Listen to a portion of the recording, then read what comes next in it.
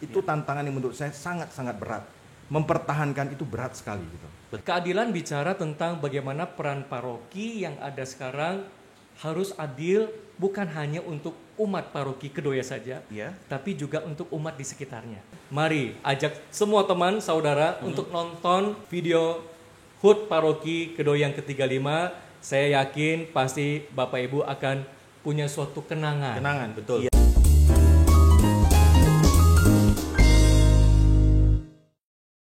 Shalom, salam sejahtera untuk kita semuanya, seluruh umat Paroki Kedoya. Apa kabar? Semoga kita semua dalam kondisi sehat ya. Salam jumpa kembali dalam podcast Paroki Kedoya di YouTube channel Paroki Kedoya Gereja Santo Andreas. Ya, kalau yang episode lalu kita udah bicara mengenai kondisi pandemi ya, dan efeknya untuk paroki kita, kegiatan ke gereja, lalu kegiatan organisasi gitu. Nah, sekarang kita akan bicara mengenai hal-hal seru nih tentang Paroki Kedoya. Karena apa? Di tahun ini, di bulan November, Paroki Kedoya akan merayakan ulang tahun yang ke-35 tahun.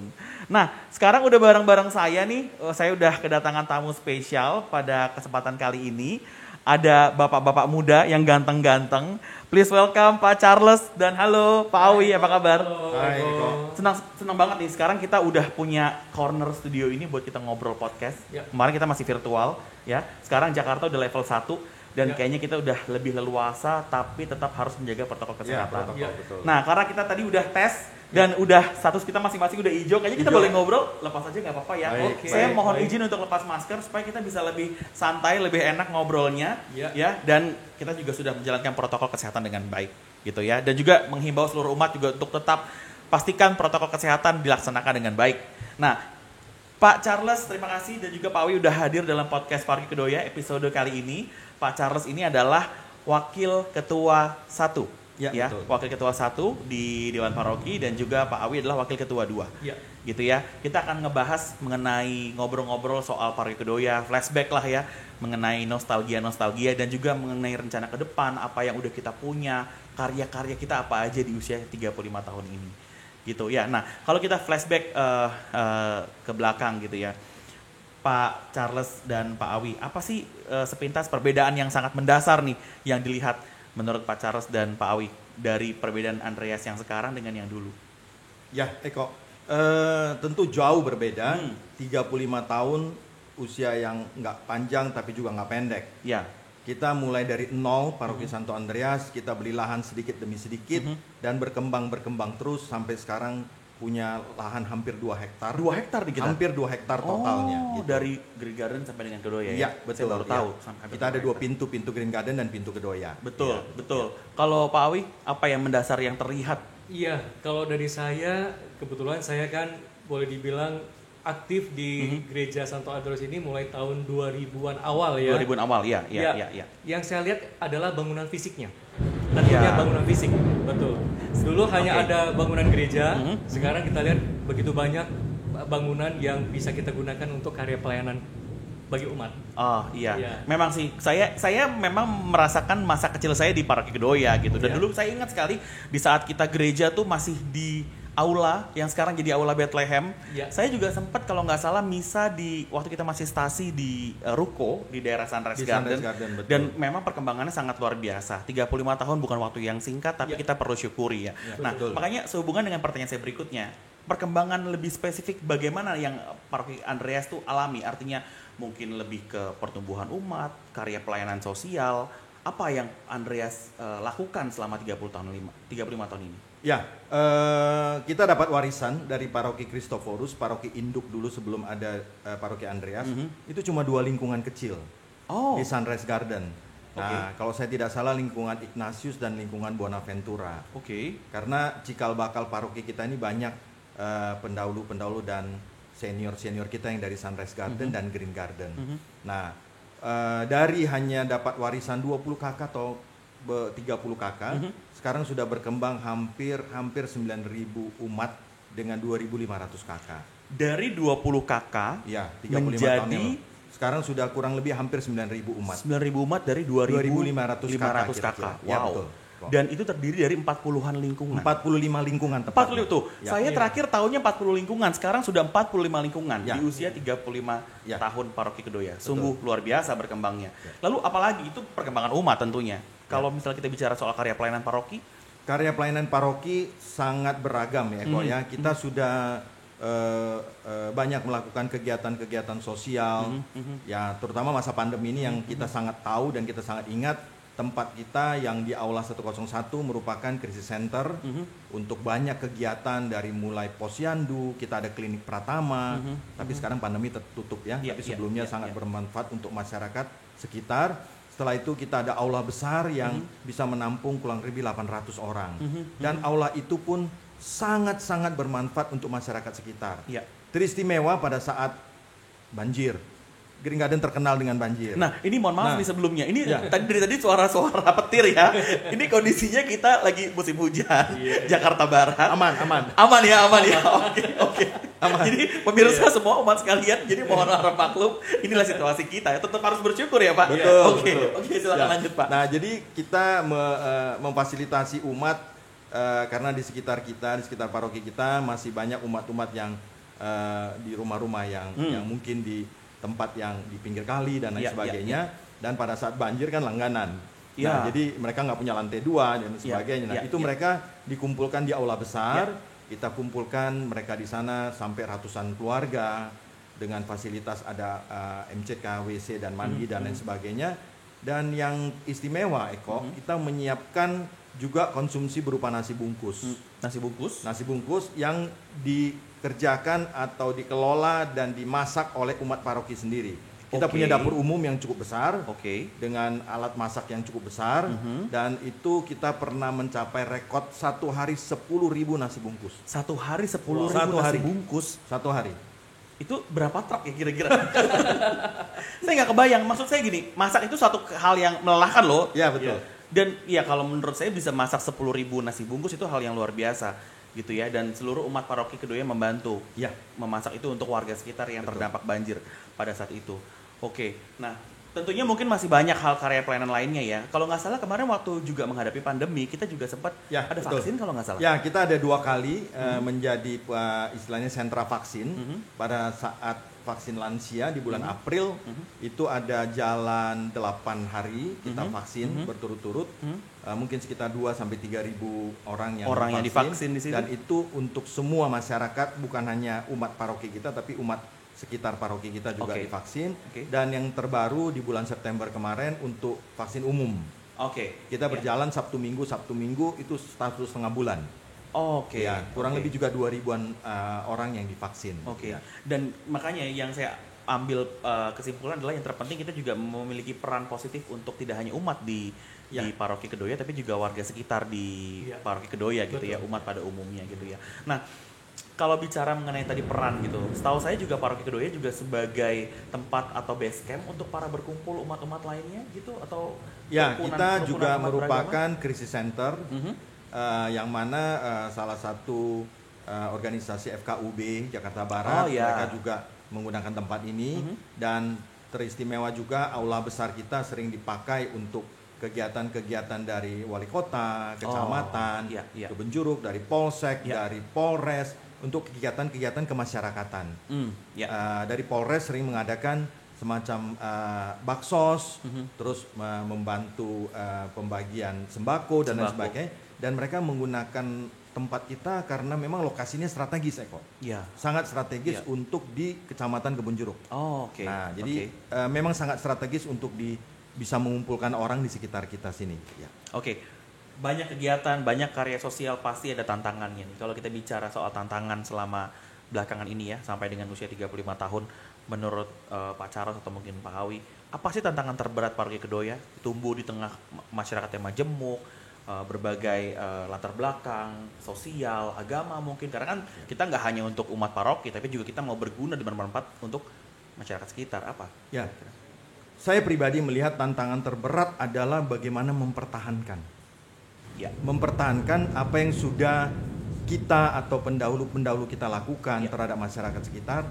Kedepannya Eko, peranan orang muda Katolik di paroki kita mereka mesti bisa menjadi kepanjangan tangan dari generasi-generasi sekarang dan mereka harus mempertahankan minimal apa yang sudah dilakukan oleh kita dan pendahulu-pendahulu kita terhadap masyarakat sekitar. Ya. Karena nggak mudah loh Eko. Betul. Dan itu harus pendekatan, harus bersosialisasi dan kita menjadi garam buat di sekitar kita begitu. Ya, itu tantangan yang menurut saya sangat-sangat berat.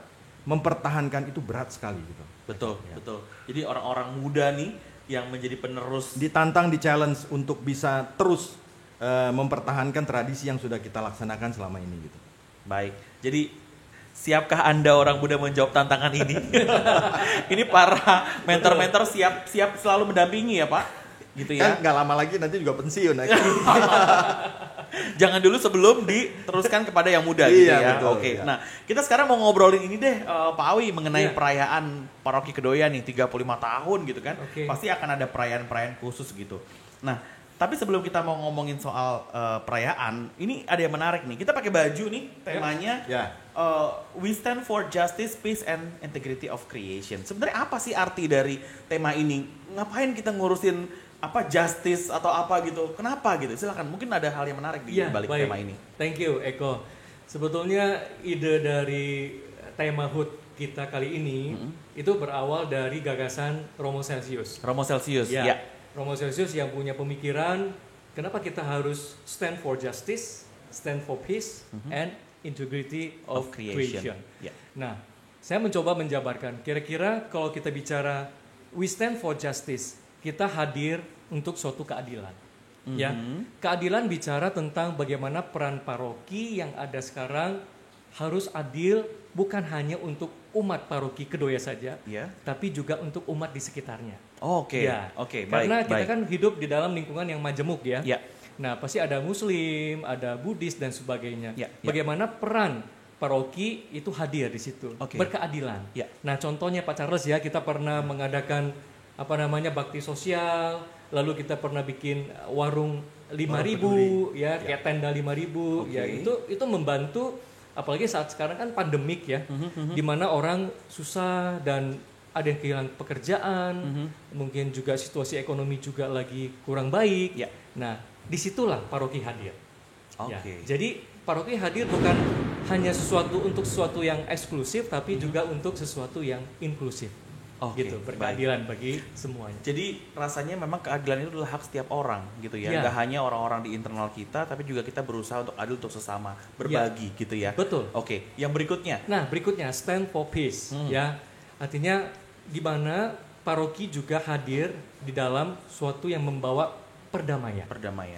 Dari sisi apa tuh, Pak? Perdamaian kalau kita sekarang kan dengan kemajuan teknologi, begitu banyak sosial media yang berkembang orang dengan mudahnya untuk berkata-kata atau mungkin dengan mudah main send atau kita nggak tahu ini apa hoax atau bukan ya.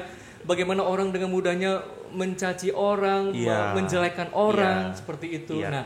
Itulah harus menjadi sesuatu harus dijaga. Karena apa?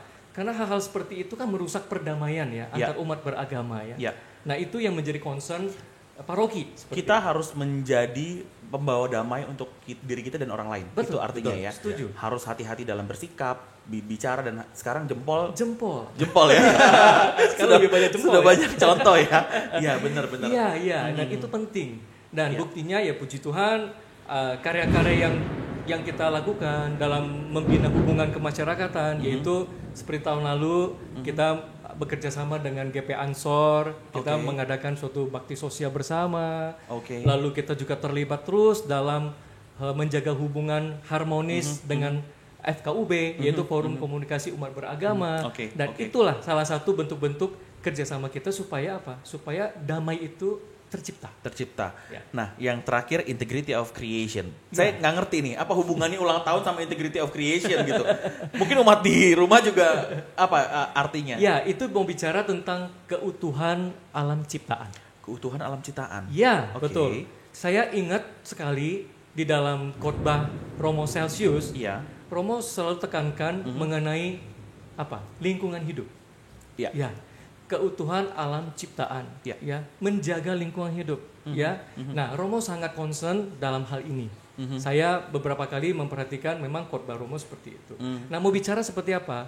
Mau encourage umat paroki Kedoya supaya apa? Supaya memperhatikan, peduli, bertanggung jawab kepada alam ciptaan, gitu. Mungkin bisa dari hal kecil ya, seperti membuang sampah pada tempatnya, atau misalnya memilah-milih sampah, ya supaya apa? Supaya lingkungan kita ini bersih, nyaman dan aman gitu. Aman. Ya. Oke. Jadi ini menjadi sebuah paket yang lengkap ya. Ini sebuah janji ataupun semangat yang digaungkan oleh para Kedoya di ulang tahun ke-35 ini untuk mengajak umatnya untuk stand for justice tadi, menjadi adil untuk semuanya. Betul. Lalu juga membawa damai membawa damai untuk sekitar dan juga menjaga lingkungan dan alam ciptaan. Betul. Gitu ya. Nanti saya menambahkan mengenai lingkungan hidup tadi. Iya. Nah, kita dalam 1 tahun terakhir ini paroki sudah mengadakan 2 kali seminar tentang ekoenzim. Ekoenzim. Apa itu ekoenzim? Nah, ekoenzim ini kalau kita lihat merupakan satu bahan yang bisa ramah lingkungan dan menjadi disinfektan dari bahan-bahan yang ada di sekitar kita. Pembuatannya sangat mudah dengan air, molase, gula aren atau apa, dan dengan yang kita buang setiap hari ya kok. Artinya sampah-sampah organik berupa kulit jeruk, kulit buah atau sayuran. Atau sayuran. Nah, itu diolah, difermentasi sekian waktu dan akhirnya itu bisa digunakan untuk disinfektan, terutama yang sudah dilakukan di paroki kita. Kita sudah melakukan disinfektan dalam 1 tahun ini seluruh areal paroki yang hampir 2 hektar ini dengan ekoenzim. Jadi seperti kita biasanya selesai misa itu kan semua sebelum dan sesudah misa. Melakukan semprotan itu ekoenzim. Itu dengan ekoenzim zat ramah lingkungan. Iya, kita sudah pakai itu. Baik. Dan umat paroki juga rata-rata sudah ada yang bikin ya ternyata, ada yang buat. Dan akhirnya di rumah dihimbau masing-masing untuk membuat ekoenzim karena sangat mudah kan. Mudah sekali dan akhirnya bisa digunakan untuk di lingkungan sendiri juga, atau boleh disumbangkan ke gereja untuk membantu gereja. Baik. Ini saya baru tahu loh. Saya pernah dengar tapi saya belum praktek. Jadi harus belajar membuat ekoenzim. Nanti saya belajar. Saya belajar. Nah sekarang kita mau bicara soal perayaan nih Kak Awi. Pak Awi ya. Perayaan apa sih nanti yang akan digelar gitu ya di paroki kita untuk memperingati 35 tahun paroki Kedoya? Baik Eko, thank you. Nah sekarang kan kita tahu situasi lagi pandemik ya. Iya, masih pandemi. Jadi ya kalau kita mau bergerak banyak juga sekarang susah ya, agak terbatas. Nah jadi bagaimana kita mau tetap perayaan berlangsung supaya menarik, kita mau buat apa ya gitu ya. Nah kita terpikirkan idenya membuat suatu video kilas balik perjalanan sejarah gereja Santo Andreas Paroki Kedoya dari awal hingga sekarang. Menarik. Seperti itu. Menarik. Ini kesempatan yang pas juga ya di kondisi seperti ini. Kita belum pernah ada video milestone mungkin. Dulu saya pernah lihat, kita pernah terbitkan buku di usia 25 tahun. Dan mungkin tepat rasanya di usia 35 tahun kita terbitkan sebuah video. Apa aja tuh Pak Awi, kira-kira bisa kasih sedikit bocoran atau siapakah yang terlibat? Jangan banyak-banyak Pak Awi. Nanti biar surprise pada saatnya. Biar surprise ya. Yang pasti ya yang kita tampilkan nanti yang sudah pasti romo-romo yang pernah berkarya. Romo-romo yang pernah berkarya di paroki Kedoya. Baik romo rekan maupun romo kepala. Seperti itu. Lalu foto-foto yang pasti tentunya. Foto-foto dan juga video yang kita kumpulkan. Nggak gampang Eko, ribuan foto kita mesti sortir. Nah saya mau appreciate juga nih sama teman-teman sekretariat yang begitu antusias memilah-milih foto tadi. Dari sekian ribu foto menjadi sekian ratus gitu ya kan. Nah itu pekerjaan yang nggak mudah.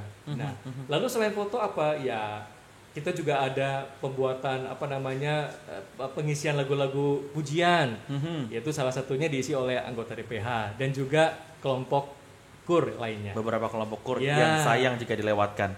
Seperti itu. Saya penasaran sih ini ngelihat milestone Paroki Kedoya 35 tahun nih sejauh apa. Penasaran, jadi umat sekalian stay tune, minggu depan akan tayang bertepatan dengan HUT Paroki Kedoya yang ke-35. Tepatnya setelah misa 8.30, kelar selesai 9.30 dan video itu akan launch pertama di 9.30. Premier di 9.30 di YouTube channel Paroki Kedoya. Betul. Baik. Nah, sekarang saya mau tanya ke Pak Charles di usia 35 tahun ini. Apa sih bentuk syukur Paroki Kedoya Pak di 35 tahun ini? Ya, kita bersyukur kalau kita selama ini dalam beribadah, dalam kondisi paroki yang dikelilingi oleh umat-umat warga-warga sekitar. Kita boleh dibilang cukup kondusif, cukup damai. Ya, kita bersyukur untuk itu. Dan selain itu kita rasa kita harus menempatkan diri dalam kondisi yang baik, seperti kita memperhatikan yang tadi kita katakan warga-warga di sekitar kita. Belum lama ini ada salah satu sepuh di paroki kita yang di samping paroki kita ada Pak Haji Astamar yang telah berpulang, dan anggota DPH dan teman-teman datang berkunjung ke tempat beliau. Nah, hubungan yang dekat ini tentu nggak dalam waktu singkat bisa dibina. Jadi kita mensyukurinya bahwa dari awal dulu pendahulu, penerus, dan sampai ke kita yang sekarang ini, dan kita berharap ke depan nanti, nah itu bisa terus membina hubungan erat dengan warga di sekitar gitu. Nah, saya rasa bentuk syukur itu yang paling utama untuk paroki-paroki, apalagi yang ada di Keuskupan Agung Jakarta. Begitu kira-kira, Eko. Ya, itu ya bentuk syukurnya, dan harus tetap dipertahankan. Dipertahankan, gitu ya. Itu yang sulit, Eko. Oke. Nah, kalau kita bicara soal harapan gitu ya, Pak Charles dan Pak Awi, apa harapan kira-kira ke depannya untuk Paroki Kedoya?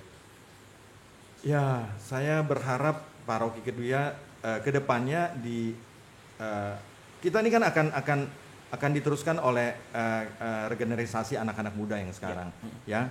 Nah, mungkin mimpi-mimpi kami ini yang sekarang bahwa nanti tentunya paroki, selain paroki kalau bisa berkembang dengan baik, tetapi juga tetap menjaga hubungan dengan masyarakat sekitar. Karena kuncinya di situ ya, Eko ya. Nah, ini yang menjadi tantangan menurut saya buat ya orang-orang muda yang sekarang aktif. Komsos kita hebat sekali loh sekarang, Eko, luar biasa. Mereka anak-anak muda yang begitu aktif, kan masa pandemi live streaming semua. Iya, betul. Live streaming, kita podcast juga istilahnya dengan IT dan lain sebagainya. Nah, ini mereka ini yang menurut kita yang menjadi menjadi harapan kita ke depan, mesti bisa meneruskan apa yang sudah ditanamkan oleh pendahulu-pendahulu kita, sampai kita cuma meneruskan, kan kita cuma meneruskan. Dan akhirnya mereka juga harus meneruskan untuk ke depan, dan ya buat warga maupun umat kita pun akhirnya merasa dekat dan menjadi satu gitu, Eko. Kalau Pak Awi, apa harapannya? Kalau harapan saya melihat kehadiran Paroki Kedoya ini ke depannya ya. Ya, pertama harus selalu terlibat dalam pelayanan. Ya, dalam pelayanan apapun bentuknya, dan bukan pelayanan eksklusif tetapi inklusif, seperti itu. Tetap menjadi garam dan terang untuk sekitar, ya, tidak hanya untuk tidak hanya bukan umat kita saja, tapi untuk semuanya, gitu. Nah, kedua, yaitu harus terlibat dalam hubungan tadi, hubungan keluar, bukan intern aja, tapi lebih ke eksternal juga. Karena itu adalah faktor yang kuat untuk membuat kita bisa saling ibaratnya bisa saling bertumbuh bersama, ya, bisa saling kita bisa berkembang bersama, maju bersama, gitu loh. Ya kan, kalau kita ambil filosofi lidi kalau satu lemah, tapi kalau banyak dia kuat. Seperti itu. Nah, ketiga harapannya, selain tadi bersyukur, terlibat dalam pelayanan dan terlibat dalam kegiatan, paling penting juga harus menjadi berkat. Menjadi berkat bagi sesama. Itu paling penting. Tadi bicara soal tim Komsos ya, Pak Charles ya. Kayaknya setuju kalau kapan-kapan kita kenalan sama tim Komsos kita ya. Harus ya, yang bikin ini ya podcast kita ini, karena gini, dengan kondisi pandemi ini secara nggak langsung memaksa kita untuk merubah pola pikir. Ini habitus baru, Eko. Paroki Kedoya nggak kebayang lo punya podcast, kita punya studio begini ya, dan mungkin akan terus berkembang, akan ngebahas berbagai hal-hal menarik di Paroki Kedoya. Bentuknya sekarang seperti ini. Kalau dulu kita punya Warta Andreas, majalah dulu majalah Warta Andreas itu yang dulu terbit setiap bulan, gitu kan. Dulu saya kalau boleh flashback dikit, saya selalu merindukan dan menunggu-nunggu beberapa rubrik yang ada di Warta Andreas itu. Dulu ada rubrik namanya Ngopi Bersama BJ. Ya, itu tulisannya sangat menarik, sangat ringan, tapi sangat menghibur, tapi juga bisa memberi refleksi untuk kita. Nah, harapannya materi-materi lain atau media-media seperti podcast ini juga bisa memberikan betul. Pencerahan ataupun ini untuk umat di Betul. Paroki Kedoya gitu ya. Ada yang mau disampaikan lagi mungkin untuk persiapan perayaan kita atau mempersiapkan diri untuk menonton nanti di tanggal 21 jam 9.30? Ya, kalau dari saya, mari kita sambut perayaan paroki kita yang ke-35 karena kita semua tahu masa pandemi ini banyak hal berubah ya Eko ya. Ya, kita juga menyadari gereja juga baru belakangan ini bisa didatangi umat. Nah, umat sudah mungkin nyaman di rumah dengan online dan lain sebagainya. Tapi kita akan ada misa offline tentunya yang berjalan dan kita juga harap ya umat ayo mari datang. Kita akan ada tambah kuota minggu depan. Oh wow. Ya, sekarang 250, 350 nantinya. Ya, jadi ada tambah kuota dan selain itu ya live juga di live streaming juga ada. Nah, tapi yang bagi yang bisa hadir dan memang keadaan sehat baik, hadir mari sama-sama mensyukuri apa yang sudah paroki kita bisa dapat dalam 35 tahun ini begitu. Kira-kira begitu Eko dari saya. Dari Kak Awi. Kalau saya tentunya saya pikir pasti umat dan teman-teman semua pasti juga penasaran ya. Seperti apa sih perayaan nanti gitu ya. Baik nanti ada offline maupun online. Nah, saya juga mengencourage nih teman-teman semua yang punya kaos nih. We stand artinya juga bisa kalau we stand for justice, peace and integrity of creation. Sama-sama yang misa offline pada tanggal 21 November. Kita semua pakai kaos ini. Wow. Oke. Seru ya. Seru ya. Seru. Ya, kita mau pakai kaos ini dan mungkin bagi Bapak Ibu dan teman-teman yang berhalangan untuk misa offline, mari ajak semua teman saudara untuk nonton video HUT Paroki Kedoya yang ke-35. Saya yakin pasti Bapak Ibu akan punya suatu kenangan. Betul. Suatu kenangan. Betul. Saya yakin, saya percaya seperti itu. Jadi yang ke gereja langsung pulang ke rumah, nonton YouTube, langsung premier ya. Betul. Yang misa online, jangan kemana-mana, jangan beranjak, langsung akan premier jam 9.30. Yes. Ya, baik, itu dia perbincangan kita mengenai roadshow to HUT Paroki Kedoya ke-35 tahun. Terima kasih sekali lagi Pak Charles sudah mampir-mampir ke podcast Paroki Kedoya. Semoga kita next time bisa ngobrol-ngobrol lagi ya sama-sama, di podcast ini. Ya umat sekalian, jangan lupa nantikan tanggal 21 November jam 9.30 saksikan video perjalanan Paroki Kedoya sampai dengan usia 35 tahun ini ya. Dan saya juga mau mengajak seluruh umat yang belum subscribe, silahkan subscribe channel ini dan juga boleh like, share video-video yang ada di channel ini. Semoga bisa menambah inspirasi untuk kita semuanya. Terima kasih sekali lagi, saya Eko Wardoyo undur diri. Sampai jumpa, salam sehat untuk kita semuanya. Shalom. Shalom. Terima kasih. Oke, terima kasih. Thank you. Terima kasih. Thank you.